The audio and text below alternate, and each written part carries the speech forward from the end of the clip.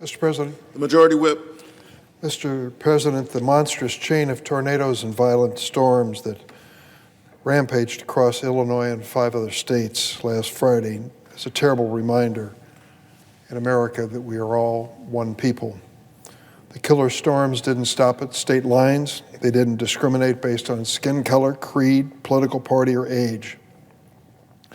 Among the more than 90 victims that we know of at this moment, the eldest was 86 years old. The youngest, sadly, was a tiny baby, just 5 months old. Even as people in my state of Illinois grieve for victims in our state, we also mourn for and with all those who died and are suffering in nearby states: Arkansas, Tennessee, Mississippi, Missouri, and especially our neighbor to the south, Kentucky. Senator McConnell has spoken, and we've all seen reports of the staggering destruction in Mayfield, Kentucky, and other communities. I want to say a few words about the destruction that was wreaked in my own state, and also about the tremendous outpouring of compassion and community. The National Weather Service tells us more than 30 tornadoes tore through 6 states last Friday night. The most destructive may go down as the longest continuous tornado in the history of the United States. That tornado appears to have remained on the ground for 4 hours, traveling 290 miles across 4 states, pulverizing everything in its path.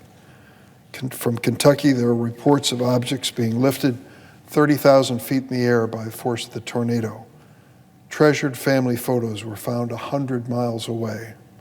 Sadly, at least 80 people have lost their lives in Kentucky. In Illinois, we have also suffered staggering losses. 4 tornadoes tore across our state between 7:30 and 10 o'clock last Friday.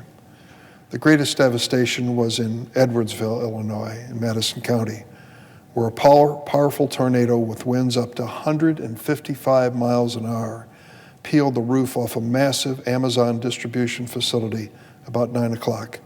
I know that facility, I've been there. Massive concrete walls 11 inches thick and 40 feet high caved in, trapping employees who were working to fill Christmas and holiday orders. Fire and rescue crews from at least 20 communities rushed to the scene. More than 45 workers managed to escape from that mountain of rubble, but 6 workers died when the warehouse collapsed. The oldest was 62, the youngest was 26. 30 more workers were hurt, one still hospitalized with critical injuries. I know I speak for millions of Americans when I say that our hearts go out to all those who perished in Friday's tornadoes and to those they left behind. I thank President Biden for responding quickly. Yesterday, our governor, J.B. Pritzker, requested emergency declaration, and of course, we join him in that request. The president issued the emergency order just a few hours after that request.